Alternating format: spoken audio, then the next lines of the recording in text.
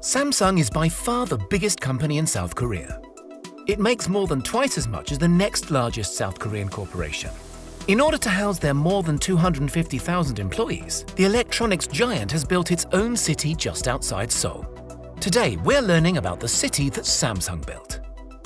The Samsung Group, which includes Samsung Electronics and Samsung Life Insurance among others, has an annual revenue of $208 billion, accounting for 17% of South Korea's total GDP. Though it has been plagued by controversy in recent years, it is by far one of the largest corporations on Earth. Samsung produces everything from medical supplies to energy, and they have substantial holdings in finance, resort management, and insurance. In the first quarter of 2019, Samsung shipped 71.9 million smartphone units, compared to Huawei and Apple, which shipped 59.1 million and 36.4 million respectively, according to IDC. Needless to say, this company is extremely powerful. Only 30 kilometers outside of the South Korean capital of Seoul sits one of the largest urban corporate centers on the planet, Samsung Digital City. It's technically housed in the city of Suwon, an ancient community with roots going back as far as the 8th century. Hwaseong Fortress is Suwon's most notable attraction. Built in 1796, the entire city used to be encircled by the walls, but now Suwon has expanded beyond this boundary. Hwaseong is also listed as a UNESCO World Heritage Site. But despite Suwon's historical past, Samsung Digital City is extremely modern. Though technically not a city, it might as well be. Within 390 acres of office space, there are almost 35,000 Samsung employees, 4 landmark office towers up to 38 floors high, 131 smaller buildings with more labs, offices, recreational facilities, and a guest house for visiting researchers. It's unclear exactly how much the campus cost to construct, but conservative estimates place the price at around $1 billion, with many millions every year in upkeep and perks for employees.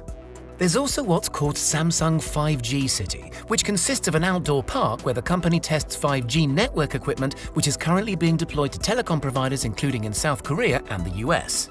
The sprawling campus includes cafeterias where employees eat for free, a massive gym, and includes international food and beverage outlets such as Dunkin' Donuts. While security is tight and heavily guarded, the Samsung Innovation Museum is open to the public and pays homage to the history of Samsung, along with a general history of technology products. In addition, events are organized each week, including concerts, fashion shows, and talk shows, and 690 cultural clubs keep employees entertained on their breaks. These clubs span across interests from Korean folk painting to paragliding and cooking. On top of all this, Samsung's headquarters hosts 490 sports clubs and offers a swimming pool, basketball and badminton courts, and baseball diamonds. There are bizarre otherworldly spaces like the Multiple Input, Multiple Output, or MIMO, wherein Samsung tests different cell phone technology. Samsung is extremely quiet about the testing that takes place in the MIMO. However, the futuristic space appears more like the cockpit of a spaceship. Samsung said more than 65,000 of its employees are dedicated to conducting research and development, which is the equivalent to around 20% of its global workforce. To encourage creativity amongst staff, its Seoul R&D campus hosts a multi-story library where designers and employees can come to brainstorm and find inspiration amidst books and magazines. The campus is also home to Samsung's Sound Lab, which features music equipment and voice booths where the voice of Samsung's smartphone virtual assistant Bixby is recorded. It's also where sounds are created for many of its household appliances, such as the sound a smartphone makes once it's plugged into an electrical outlet, or the sound a refrigerator makes after its door has been left open for too long. Due to the rather minimal welfare services by the state in South Korea, Samsung Electronics provides many social benefits for its employees free of charge. As the welfare state in South Korea is only slowly emerging, Samsung Electronics stands out as an attractive and reliable employer with its broad offering of free social services in Samsung Digital City. These services include healthcare, childcare, free food, recreation, and free public transportation. In case you need to see a doctor during your stay in Samsung Digital City, it is entirely free for Samsung employees. The healthcare service is free at Samsung Digital City, with numerous medical facilities that offer everything from physicals and flu shots to dental treatments and traditional acupuncture. Samsung Digital City has 10 basketball courts, 4 badminton courts, 3 soccer fields, 2 baseball diamonds, a climbing wall, and an Olympic-sized swimming pool. It also serves up to 72,000 meals with 92 different menus daily.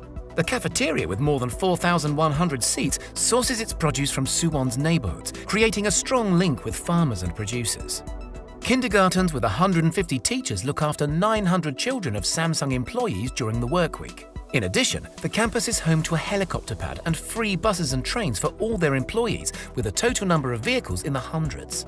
When it's Family Day in Samsung Digital City, the whole campus turns into a theme park for Samsung families and residents. And yes, it includes the go-karts. When it rains, the company provides 9,000 free umbrellas for each of its employees to use between buildings. Of course, Samsung's biggest competitors, companies like Apple, Huawei, Google and Amazon, all have secretive labs too. But Samsung has a reputation for throwing things against the wall to see if they stick, often at a faster rate than its rivals. That strategy is great when it works, but it also leads to the occasional flop. One example, in 2019, when Samsung rushed its folding phone Galaxy Fold to the market, early reviewers complained of defective hinges and broken screens. Samsung pulled the phone, tweaked the design, and has since launched a new version in South Korea. And in 2016, Samsung had one of its most legendary failures ever. Its Galaxy 7 phones began spontaneously combusting and their stock tanked. They were forced to recall 1 million phones, though they have since regained their standing in public opinion.